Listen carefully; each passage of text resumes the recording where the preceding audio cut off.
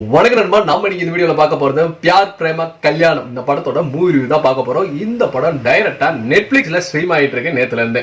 இந்த படத்தோட ஒன்லைன் எடுத்துக்கிட்டீங்கன்னா, ஹீரோ ஹீரோயின் எதர்ச்சியா சந்திச்சாங்க, லவ் பண்ணாங்க, ரெண்டு வீட்டோட சம்மதத்தோட கல்யாணமும் வந்துட்டு நடக்குது. கல்யாணம் நடந்த கையோட திடீர்னு ஹீரோயின் கார்ல ஏறுவாங்கன்னு பார்த்தா ஹீரோ விட்டுட்டு வேகமா ஓடுறாங்க. ஹீரோவும் பின்னாடி ஓடுறாரு. ரெண்டு ஃபேமிலிக்கு என்ன நடந்ததுன்னே புரியல. அப்படி என்னதான் நடந்தது? கல்யாணம் முடிச்ச கையோட ஹீரோ வீட்டுக்கு வராம எதனால ஹீரோயின் ஓடுறாங்க, எங்க ஓடுறாங்க, அதுக்கப்புறம் என்ன ஆச்சு, இவங்க ரெண்டு பேரும் வந்துட்டு சேர்ந்தாங்களா இல்லையா அப்படிங்கிற படத்தோட மீதி கதையா வந்துட்டு அமைச்சிருக்காரு நம்ம டைரக்டர் இளன். அவர் என்ன இந்த படத்தோட ஹீரோ. சோ இந்த படம் எடுத்துக்கிட்டீங்கன்னா, இவர் பியார் பிரேமா காதல் அப்படின்னு சொல்லிட்டு நம்ம ஹரிஷ்கரன் வச்சு ஒரு படம் ஹிட் கொடுத்திருந்தாரு.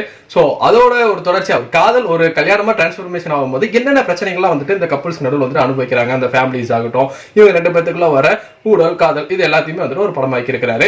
இந்த படம் முழுக்க முழுக்க ஒரு என்டர்டெயின்மெண்ட் பண்ற படமா இருந்தது. எனக்கு எங்கேயுமே வந்து படம் போர் அடிக்கல. ரொம்ப கிரிப்பிங்கா, ரொம்ப வந்து துருன்னு இருந்தது. எனக்கு இந்த படத்துக்கு வந்துட்டு டைட்டில் துருன்னு ஒரு படம் வந்திருக்கும். அந்த ஒரு டைட்டிலே வந்துட்டு பயங்கரமா இருந்த மாதிரி எனக்கு வந்துட்டு அமைஞ்சது. சோ இந்த கல்யாணத்துக்கு அப்புறம் இவருக்கு நடக்கக்கூடிய சில நிகழ்வுகள், அது அப்படியே செகண்ட் ஹாஃப்ல திரும்ப வந்துட்டு ஹீரோயின் நடக்கக்கூடிய சில விஷயங்கள். ஹீரோ ஹீரோயின் வீட்டுல இருக்கும் போது இவருக்கு வந்துட்டு வேலை கிடைச்சிருச்சு அப்படின்னு சொல்லிட்டு ஒரு வேலைக்கு போவாரு. அதுக்கப்புறமேட்டு வந்து அவன் என்ன ஏமாத்திட்டான் அப்படின்னு சொல்லும் போது அப்படியே அந்த ஃபேமிலி வந்துட்டு ஒவ்வொருத்தருக்கும் ஒவ்வொரு க்ளோஸ்அப் கட்டி அந்த வீடே வந்துட்டு ஒரு ஹாரர் மாதிரி வந்துட்டு ட்ரீட் பண்ண அந்த விதம் ரொம்ப சூப்பரா வந்துட்டு இருந்தது. இந்த மாதிரி ஒவ்வொரு காட்சியும் ரொம்ப புதுசாகவும் வித்தியாசமா வந்துட்டு கையாண்டல் பண்ணியிருந்தாரு.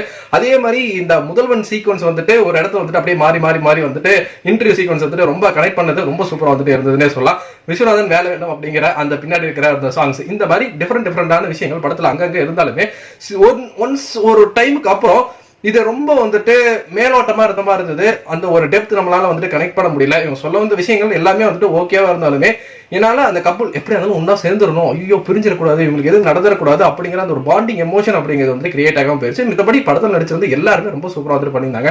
அதை எஸ்பெஷலா சொன்னோம் அப்படின்னா நம்ம இல்லனோட அம்மாவா பண்ணியிருந்தாங்க, ரொம்ப நல்லா நடிச்சிருந்தாங்க. இந்த சைடு எடுத்துக்கணும்னா ராதிகா அவங்க சொல்லவே வேணாம், அவங்களோட கேரக்டரைசேஷன் ரொம்ப சூப்பரா இருந்தது. ஹீரோயின் அப்பாவா வர நம்ம இளங்கோ குமரவேலுக்கு இன்னுமே வந்துட்டு பலமான ஒரு கதாபாத்திரம் கொடுத்துருந்துருக்கலாம். அந்த இடத்துல வந்துட்டு மிஸ் பண்ணிட்டாரு. MS பாஸ்கருக்குமே பெருசா வந்துட்டு அந்த கேரக்டரைசேஷன் ரோல் அப்படிங்கிறது கிடையாது, ரொம்ப வந்துட்டு சின்னதா தான் இருந்தது.